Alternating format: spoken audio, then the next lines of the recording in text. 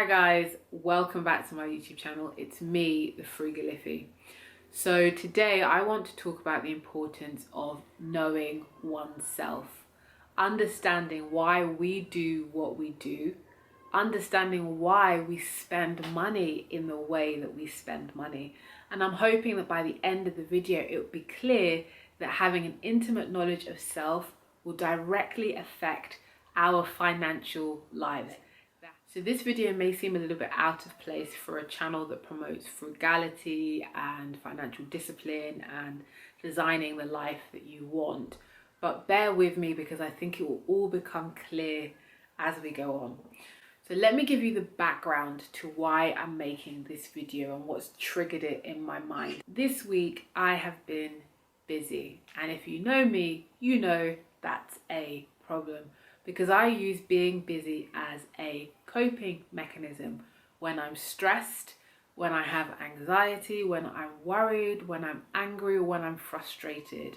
I work harder to make myself feel better. So this week, where I've had a lot of free time to myself, I have found myself working earlier and earlier in the mornings and working later and later in the evenings.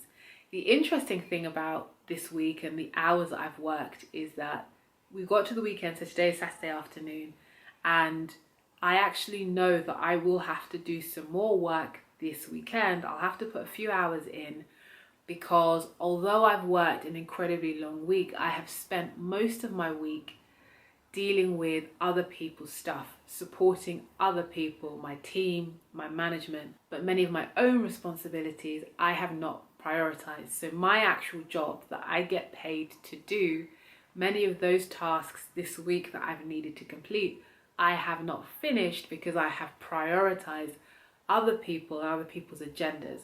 So the third thing I've done this week is that where I have relaxed, so I've taken an hour in the morning before I've started work, so maybe I've been up at 6 and I've started work at 7, or I've had a few hours in the evening, I have been achieving things. That is how I've relaxed this week. So it's either that I've been studying, or I've been building furniture, or putting up curtains, or I've been achieving something, I've been doing something, I've been editing a video, whatever it may be. But I haven't relaxed in the way that many people would classify relaxing, which has been winding down and not doing anything. Now, I know myself, and I know that when I'm not busy, working hard, prioritizing other people and achieving things, that I feel less than. My camera overheated and died, so sorry about that. But what I was saying was I feel lesser when these practices of overworking, prioritizing other people over myself and achieving things are taken away from me. When I'm stressed or when something in my life is out of balance, or when I feel insecure, I lean into them and do them more. I work longer and longer hours, and when I can't, I start panicking about not having enough time. When I feel insecure, I prioritize other people to the max. I push everything that I need to achieve to the back burner. I completely just neglect myself, and I know I'm doing it and I can't change it. When I have time for myself, I want to relax. I'm always achieving something, not for anybody else's gain, but just to prove to myself that I'm worthy. That's me. Now, how does that translate to money? I am fortunate. Fortunate is probably not the right word. As toxic and painful as those traits are, they have nothing to do with money. They have nothing to do with making other people think about my appearance or what I have in any way. For me, I need to appear useful. I don't need to appear put together, rich, wealthy, trendy. I don't need, none of my coping mechanisms are materialistic. They don't lead to me needing to keep up with the Joneses. So when I'm going through a period of life where I'm not feeling confident in something, it doesn't affect how I spend money, but it may affect how someone else spends money. Now, since I've been back on YouTube, I have been in a period of contemplation. So as you can see, I've been thinking about my own behaviors and practices and thinking about my history, because the things that I've just laid out for you, they were coping mechanisms that I formed in my formative years as a response to my environment and my nurture. They have come with me into my adult life, and at periods they have served me because I have been able to perform really well in my career. My work ethic has served me. However, at the same time, they have led to me burning out. I'm just kind of coming out of a period of burnout recently, and I'm feeling a lot better. But I know that it can get out of hand, and the balance can be skewed, and I can work so much and achieve so much to the point where I crash, and it worries the people around me. But in coming back to YouTube, I have been thinking about how my practices gel with the message that I'm preaching. Something that's popped into my head has been the fact that having this knowledge at the moment of myself, of my practices, that I keep going through, I keep doing the same things, and it ends in the same way. I burn out, and then I have to build myself back up, and then inevitably I burn out again. When am I going to change the way that I interact with myself and others? When am I going to change these practices to have a different outcome? And it's made me realize that I need to be more cognizant of what I'm saying to other people in terms of their behaviors with money. So if you look back and the videos I've made, I've talked about why people overspend and practices you can put in place to stop that. And this week I've just been thinking that actually it's a lazy way of going about it. Because of course there are reasons why people overspend. There will be particular triggers, but actually, rather than me saying, oh, you might be overspending because you're depressed, or you might be overspending because you feel insecure, actually, I think what is important is for us, you, all of us, to sit with yourself and think about why you do what you do. And then once you can think about why you do what you do in any situation, think about who you would be if your coping mechanism was taken away. I've recently become debt-free, and for me, like, debt, I didn't go into debt as a response to a trigger. But imagine somebody had gone into debt as a response to a trigger. What's stopping them going into debt again? What's stopping them from reliving that cycle again? It's not as easy as to say, oh, just when you're anxious, stop spending money. Because what's the root cause of the anxiety, actually? I kind of just want to get this out there, that we have to take the time to really just understand our authentic self, to just map out what our triggers are and why they came about. Because today we may feel the need to spend and look a certain way so that our friends think of us in a certain way, but is that a historic belief from your childhood maybe? Was that an insecurity from your childhood? Were you led to believe something, or did you create an explanation in your mind when you were a kid that has stayed with you into your adult life, and self-fulfilling prophecy and finding reasons to confirm the bias, whatever it may be that you've created for yourself? It's worth actually interrogating that, sitting with yourself and thinking about what would be different if you stripped that away. is there a new narrative that you could put in place? Or in fact, is there a new behaviour that you could put in place?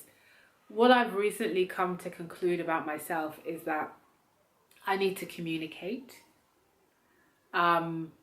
When I'm questioning my worth or my use to a person, one, I need to talk about it. And two, I need to keep telling myself that I am important to people not because of my output, but because of my presence.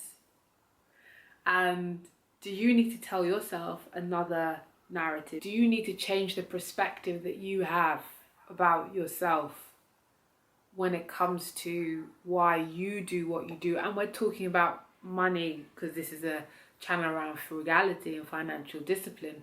But actually, as you can see with the example I'm sharing about myself, it can be really anything. Do we just need to apply some emotional intelligence to ourselves, some compassion, some forgiveness, some time, some nurture, and investigate where these beliefs and practices are coming from and find new ways to react? So how does that relate to having a more secure financial life? It's really easy for me to say, rather than buying that handbag, invest the money. Rather than going on that holiday, save the money in a high interest account. Rather than saying yes to every invite, budget. And if you have exhausted your entertainment budget, there is no going out for you this month. It's really easy for me to say that. But actually, if you can sit back and understand why you say yes to going out when you know you can't afford it, and so inevitably you're creating more and more debt. If you can understand what it is about saying yes to everything, what it is you're scared of missing out on, or the perception of either not having money or not being the life and soul of the party or being forgotten, whatever it may be.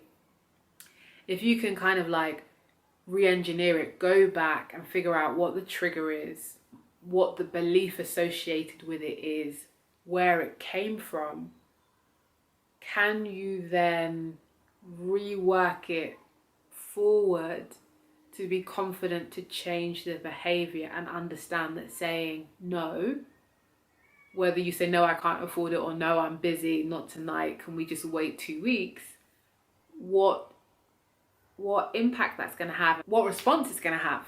Because actually I wonder if it's the response that we get to doing something different that we're worried about.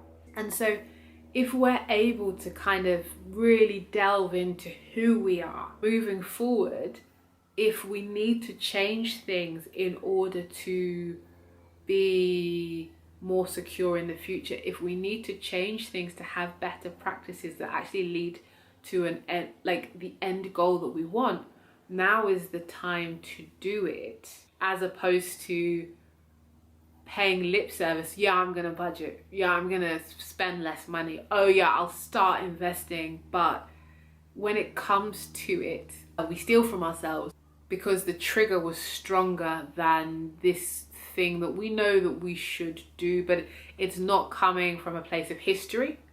It's coming from a place of, I know it's the sensible, logical thing to do when we are emotionally driven beings. I hope me pondering out loud on this video made sense.